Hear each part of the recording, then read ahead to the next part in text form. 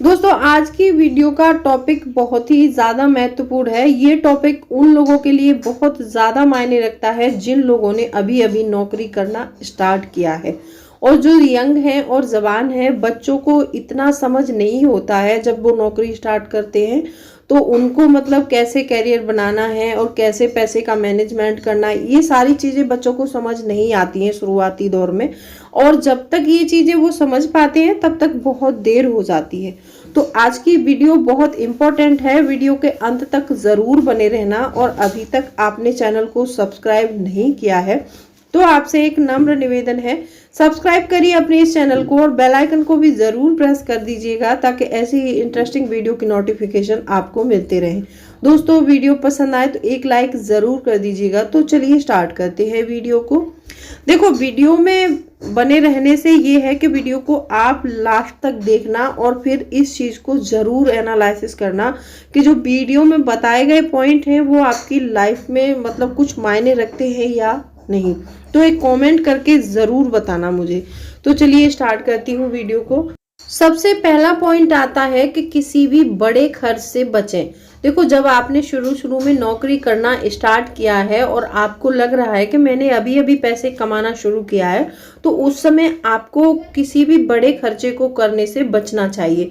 जैसे बहुत से लोग ऐसे होते हैं कि जैसे उनकी 20,000 या 25,000 की जॉब लगी और उन्होंने ईएमआई पे चीज़ें परचेस करना शुरू कर देते हैं। जब हम ईएमआई पर चीज़ें परचेस करते हैं तो हमें उस पर ब्याज भी देना पड़ता है और पैसा हमारा एक्स्ट्रा भी जाता है। तो शुरुआती दिनों में जब भी आप जॉब पर जा रहे हैं तो उस समय कोई भी ऐसा बड़ा खर्च ना करें कि जैसे आप ईएमआई पर गाड़ी परचेस करना, ईएमआई पर आईफोन परचेस करना, या फिर बहुत से लोग तो ईएमआई पर मकान भी जो है परचेस कर लेते हैं। आपको ऐसा नहीं करना है, क्योंकि ये गलती करने से होता क्या है कि आपको सारी जिंदगी ईएमआई ही भरनी पड़ेगी, उस चीज को आप परचेस नहीं कर पाओगे। जब भी आप शुरुआती दिनों में नौकरी लगी है, आप पैसा कमाने लगे हैं, तो उस दिनों में आपको सेविंग के बारे में सोचना चाहिए, ना कि किसी भी बड़े खर्चे के बारे में सोचना चाहिए। बड़े खर्चे को बिल्कुल अवॉइड करें। दूसरा पॉइंट आता है, छोटे खर्चों पर नजर रखें। देखो, बहुत सारे ऐसे खर्चे होते हैं कि जो हमारी जिंदगी में बेफिजूल के होते रहते हैं। अब जब हमने नौकरी करना शुरू किया है तो युवाओं को ये चीज समझ में नहीं आती है। कहाँ तो वो पहले एक भी रुपया नहीं कमाते थे, घर वालों के ऊपर डिपेंड रहना पड़ता था, और उन्होंने अगर नौकरी करना शुरू कर दिया तो वो क्या करते हैं कि अपने खर्चों पर नजर नहीं रखते और बेफिजूल की चीजें परचेस करना, बेफिजूल की आदतों मतलब ऐसी एडिक्शन की आदत और बहुत सारी ऐसी आदतें हो जाती हैं। लेकिन खर्चे तो वो छोटे छोटे होते हैं, वही छोटे छोटे खर्चे आगे जाके एक बड़ा रूप ले लेते हैं। क्योंकि थोड़ा भी खर्च करेंगे आप, या तो आप एक साथ कर दो या फिर थोड़ा थोड़ा डेली खर्च करें, तो वो डेली भी महीने के लास्ट में आपको जोड़ना पड़ेगा, वो एक बड़ा खर्च बन जाता है आपका।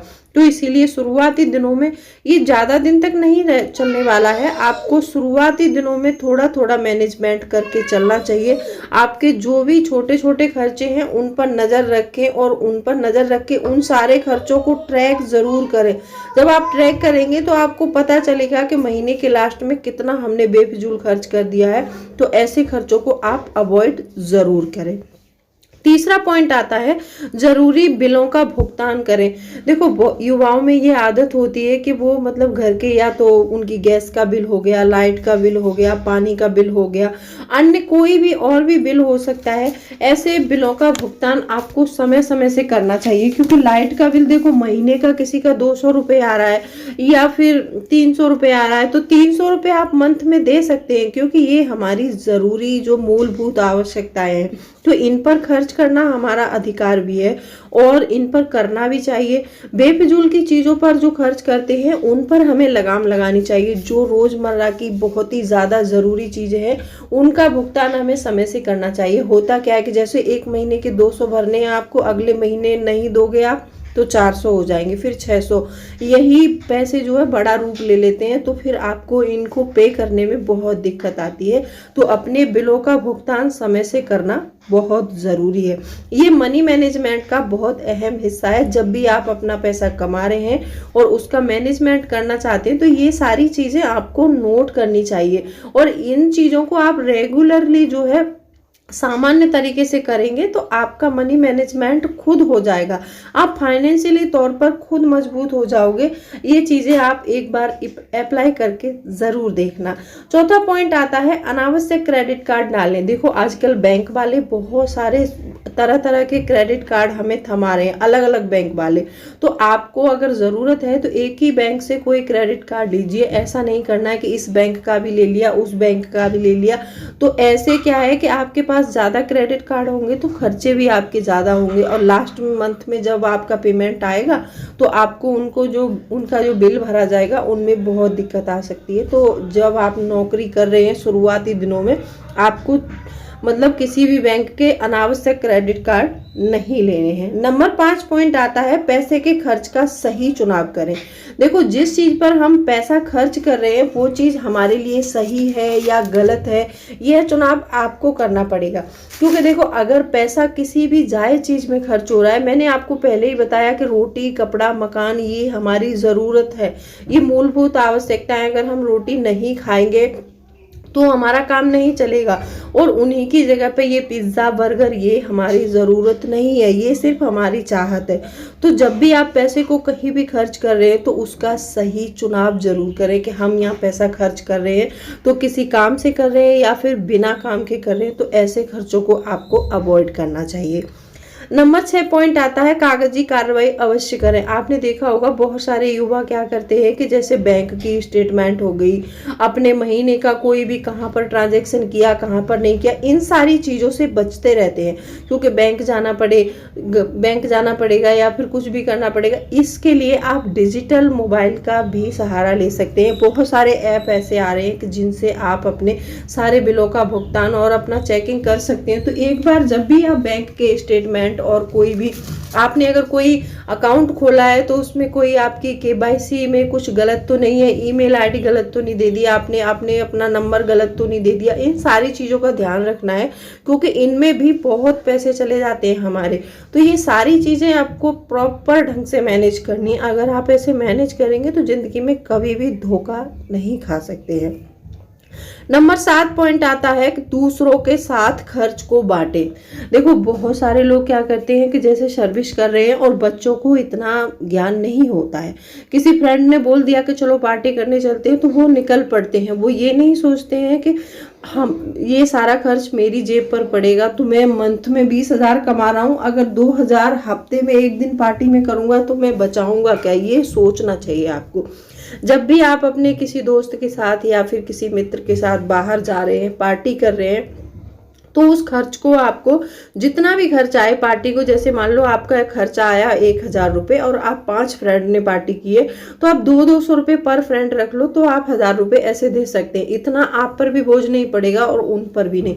अगर ये है कि सारा बिल आप अकेले ही भुगतान कर रहे हैं तो ये सही चीज़ नहीं है। तो ऐसा ना करें, क्योंकि ऐसा होता है कि देखो बच्चों को इतनी समझ नहीं होती, जब कमाना शुरू कर रहे हैं तो ऐसे खर्चे बच्चे अक्सर कर देते हैं। अगर आप ऐसे वीडियो देखते रहिए और मोबाइल पर अपने, क्योंकि जब हम पैसा कमाना शुरू करें तो हमें फाइनेंशियल नॉलेज भी होनी चाहिए, और हमें फाइनेंशियल नॉलेज और अपना पैसे का मैनेजमेंट जरूर करना चाहिए।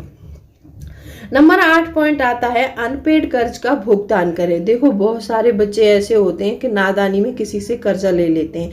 अब वो कर्जा ले तो लेते हैं लेकिन उस कर्जे को भरते नहीं है, क्योंकि कर्ज लेना बहुत आसान होता है। कहीं से भी उनको एक मुश्त पैसा मिल जाता है और हम अपने खर्चे भी चला लेते हैं उससे। लेकिन उस कर्ज पर जो इंटरेस्ट चलता है वो बहुत हाई इंटरेस्ट होता है। जब हम उस कर्ज को ज़्यादा दिनों तक नहीं देते हैं तो वो इंटरेस्ट हमारे ऊपर बढ़ता रहता है।